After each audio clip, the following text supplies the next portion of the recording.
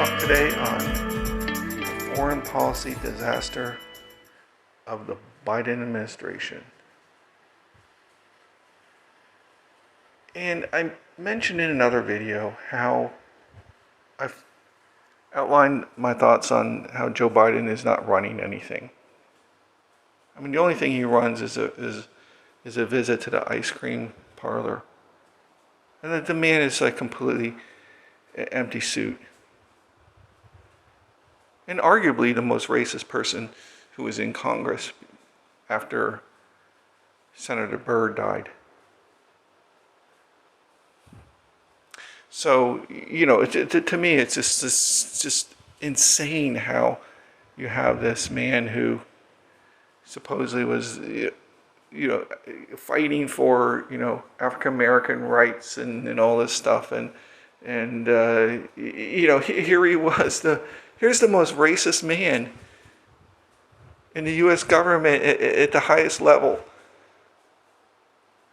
This is all Orwellian doublespeak. Everything about Joe Biden is an Orwellian nightmare. So the man is just incoherently babbling when he's off his Adderall. He's giving cue cards of what he's supposed to say when a planted reporter asks him a question. And this is the guy who's supposedly running the country, not. And this is where my thesis of there's a cabal behind Joe Biden administration that's running things. And my theory is that, Chucky Schumer is at least one of them. So, what's going on with the foreign policy? I think everyone knows it's a disaster. You look back at Afghanistan. That was a head shaker. That was almost done by design. But every single thing that was done, it was something you knew was going to get you in trouble. And they did everything wrong. In every single step, even blowing up a car of an aid organization getting children out of there.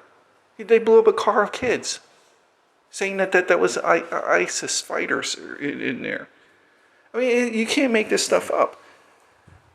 Every single step, every single thing they did in the Afghanistan withdrawal wasn't a withdrawal, it was a surrender. They even had Biden call the president of Afghanistan and say, just lie. Just tell everyone we're still in charge while Taliban is overrunning Kabul. Well, he's no fool.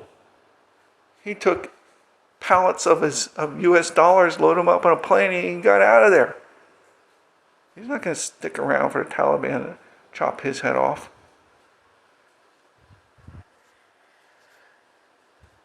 So that was all done by design. And I analyzed that over and over again in my head. And every single step was done to promote American failure.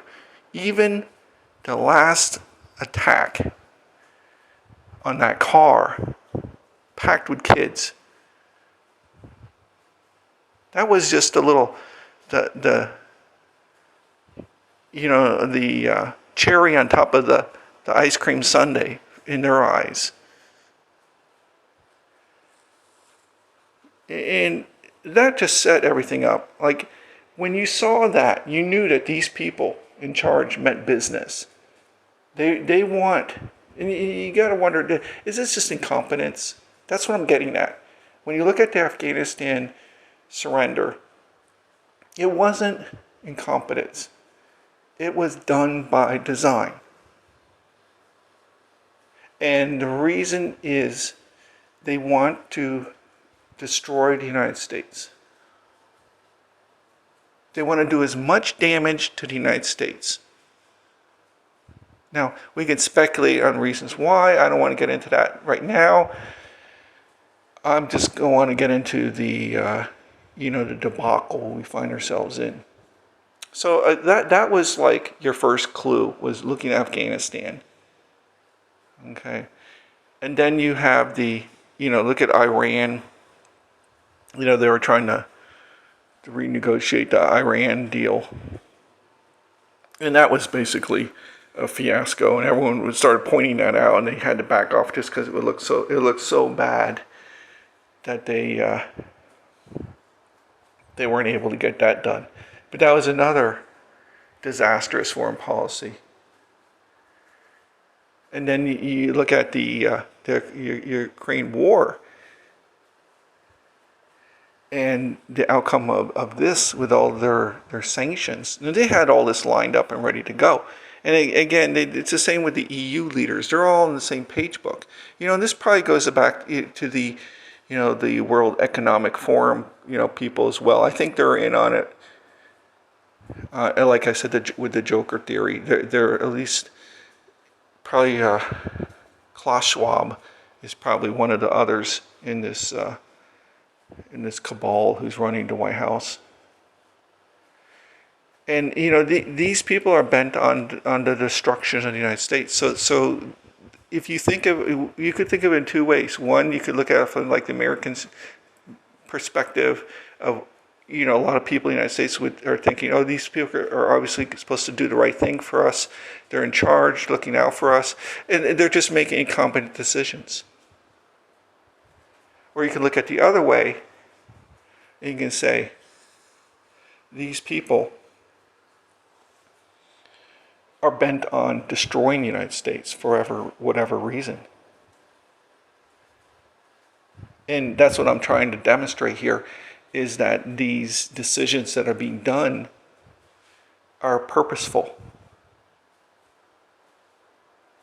Okay, so looking at the Ukraine war, that was instigated much similar to the World War II,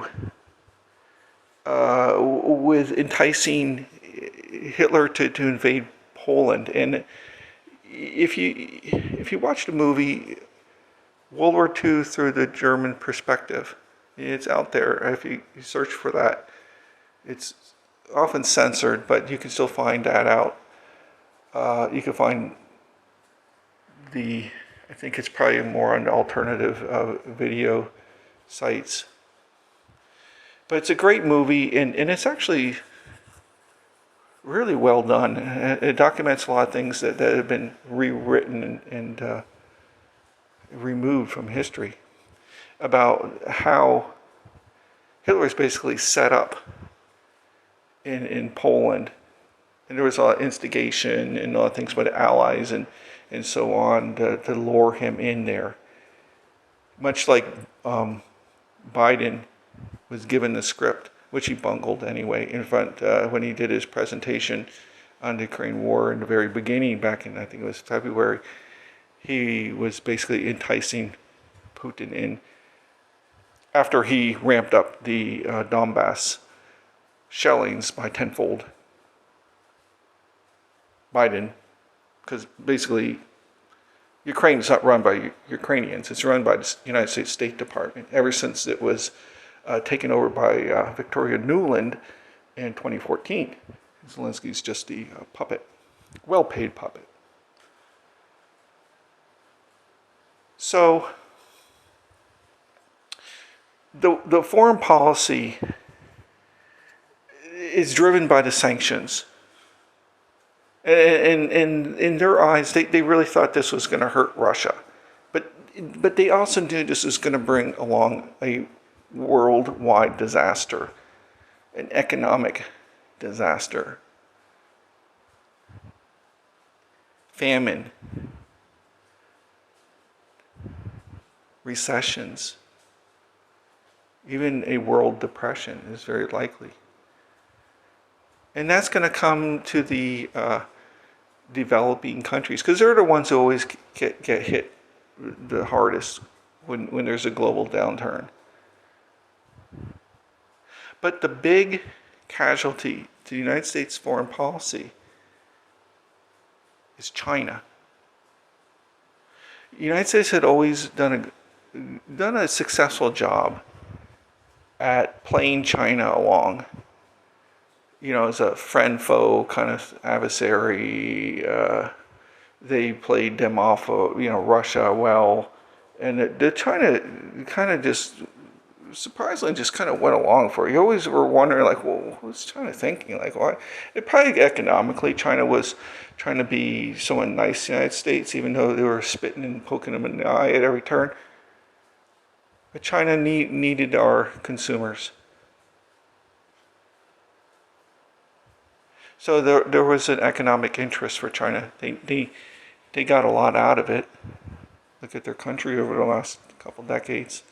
It's basically came from consumerism from the United States and Europe.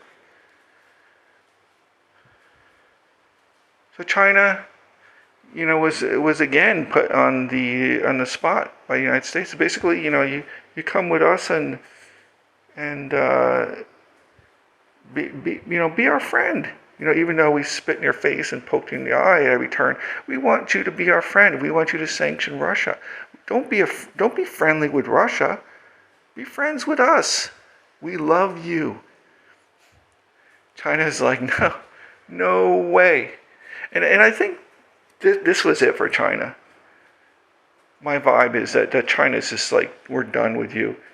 I mean, we'll still sell you some stuff because, we'll make some money on that. But otherwise, we're done with you.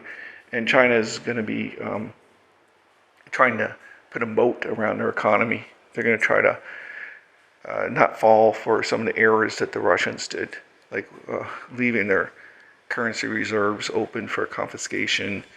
They're going to be looking at the sanctioned hit that they've done on Russia and how they can insulate themselves from that. And one of the ways they've done that is close ties with Russia. It's a very synergistic relationship. Because one thing that the Chinese really needed, and that's energy. Coal, oil, and gas. I mean, that's what China needs more than anything. And that's what Russia's got more than anything. So the United States pushed there was like a triad out there before. You had the United States and Europe, NATO, Russia, and some of their allies like Syria, Iran. And then you had, China and Chinese allies. So there's sort of like this triad. Well, the Joker, he pushed the Russia triad and the Chinese triad together into this one huge block, a synergistic block, a powerhouse. No, the United States is not the most powerful country. Let's get that straight. It's not even close. When you look at Chinese statistics on their economy, we are dwarfed by China. They have 10 times the steel output of the United States just in that one factor alone. That was always considered in the old days. Granted, things have changed. But that was one of those things you looked at when you were like, what's the most powerful country in the world? They were looking at, Nazi Germany in the 30s or, and so on. It was steel output. That was a measure.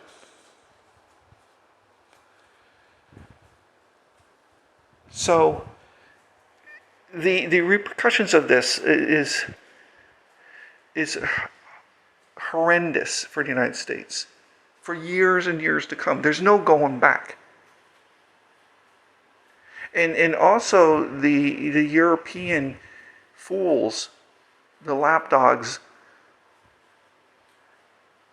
the little chihuahuas jumping up and down and yapping away, following around the Joker.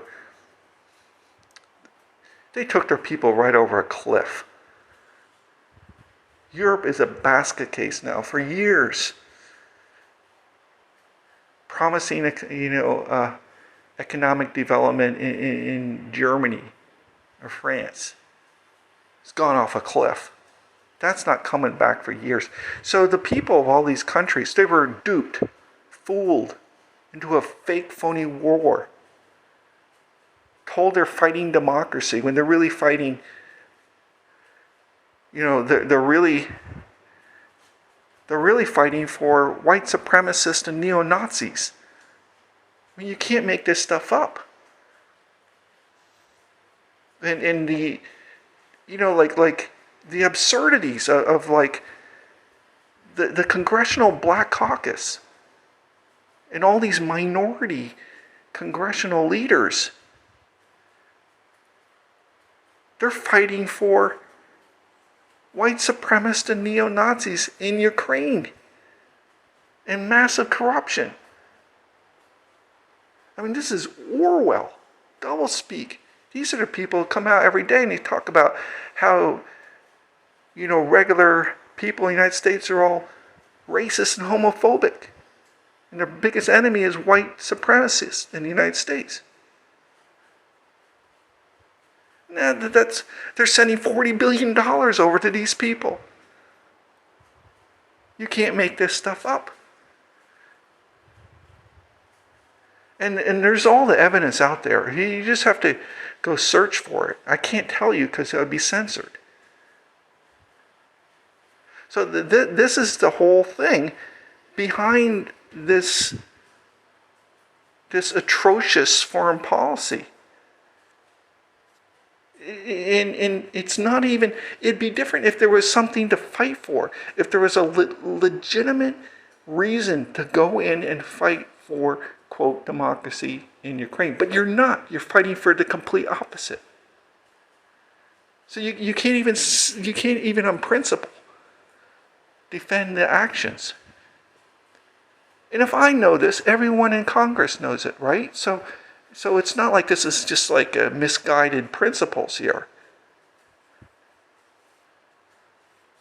They know that.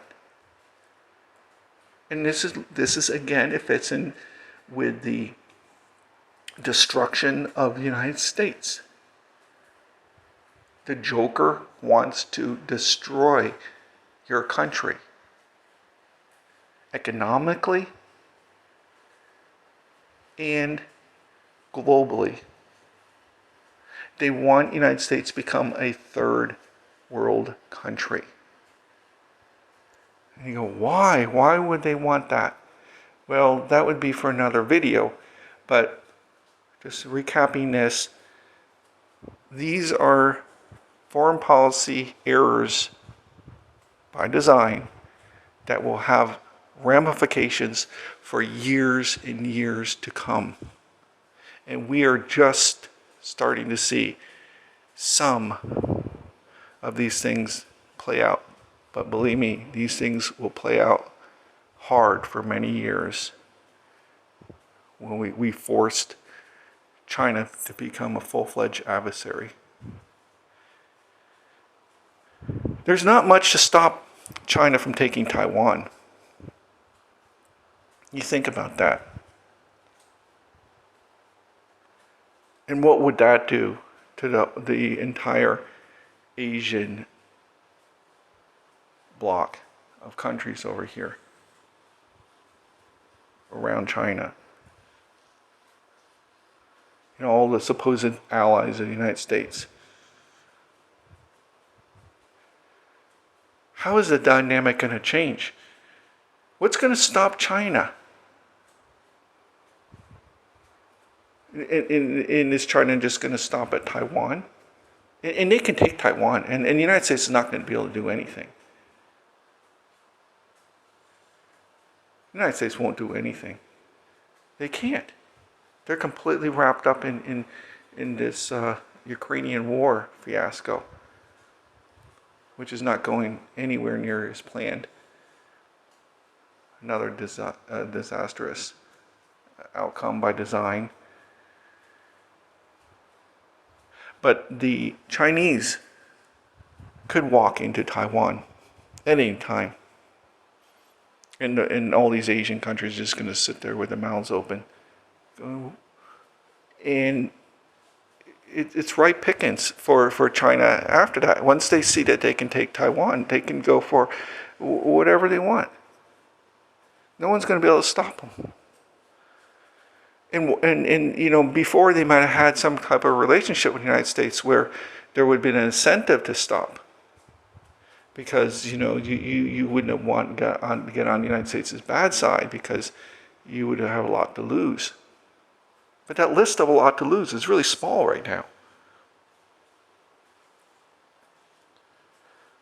So ask yourself, what would happen?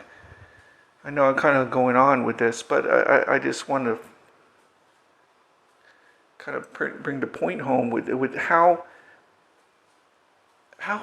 disastrous could these foreign policy blunders really get in the next year or two, or could be next month. Just how bad are these blunders?